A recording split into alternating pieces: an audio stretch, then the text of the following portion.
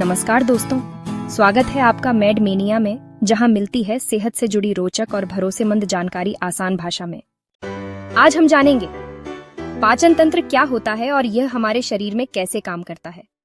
क्या आपने कभी सोचा है कि जो खाना हम खाते हैं वो शरीर में जाकर ऊर्जा में कैसे बदलता है?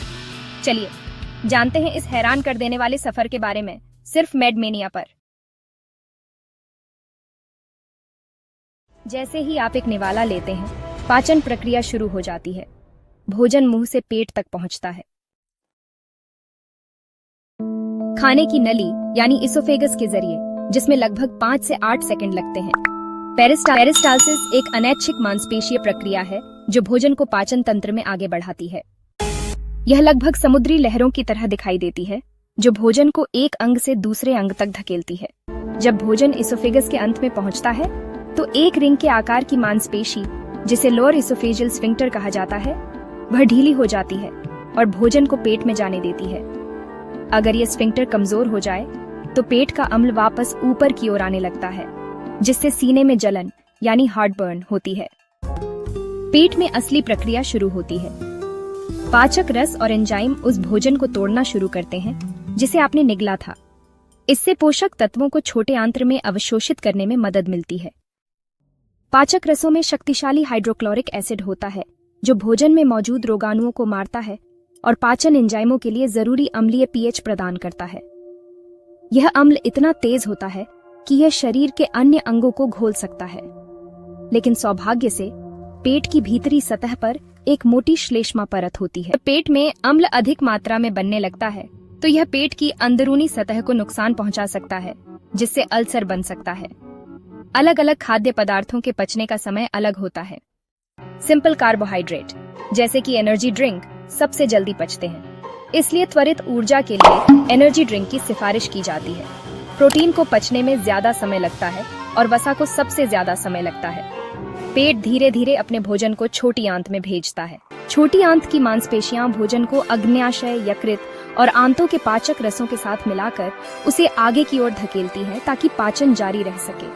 छोटी आंत की दीवारें छोटे छोटे अंगुली जैसी संरचनाओं से ढकी होती हैं, जिन्हें विली कहा जाता है। ये संरचनाएं पोषक तत्वों के अवशोषण के लिए सतह क्षेत्र को बढ़ा देती हैं ताकि वे रक्त प्रवाह में जा सकें। जब पेरिस्टालसिस जारी रहता है तो पाचन प्रक्रिया के अपशिष्ट पदार्थ बड़ी आंत में पहुंच जाते हैं। बड़ी आंत का नाम इसके व्यास पर आधारित है, लंबाई पर नहीं। वास्तव में यह छोटी आंत की तुलना में बहुत छोटी होती है। इसका काम पचे हुए भोजन से अतिरिक्त पानी को अवशोषित करना होता है, जिसके बाद अपशिष्ट बाहर निकाला जाता है। अगर भोजन बहुत जल्दी निकल जाए तो शरीर पानी को ठीक से अवशोषित नहीं कर पाता, जिससे दस्त हो सकते हैं। और अगर भोजन बहुत धीरे निकलता है तो शरीर बहुत अधिक पानी सोख लेता है और कब्ज हो जाती है। वैसे भोजन को बड़ी आंत से गुजरने में लगभग 30 घंटे लगते हैं। कुल मिलाकर जब से आप भोजन निगलते हैं और जब तक वह शरीर से मल के रूप में बाहर निकलता है, यह पूरी प्रक्रिया लगभग 2 से 4 दिन लेती है। मल आमतौर पर भूरा और बदबूदार होता है।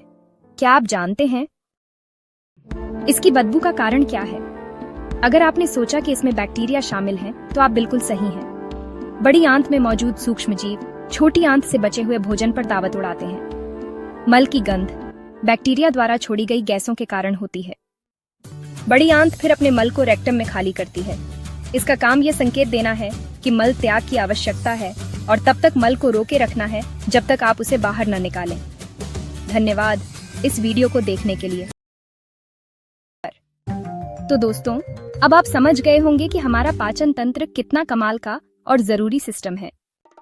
अगर आपको ये वीडियो जानकारीपूर्ण और दिलचस्प लगा हो तो वीडियो को लाइक करें, शेयर करें और हमारे चैनल मेड मेनिया को सब्सक्राइब जरूर करें, क्योंकि आगे आने वाले वीडियो में हम लाएंगे ऐसे ही और हेल्थ से जुड़े इंटरेस्टिंग फैक्ट्स और आसान एक्सप्लेनेशन। स्वस्थ रहिए, जागरूक बनिए मेड मेनिया के साथ। मिलते हैं अगले वीडियो में।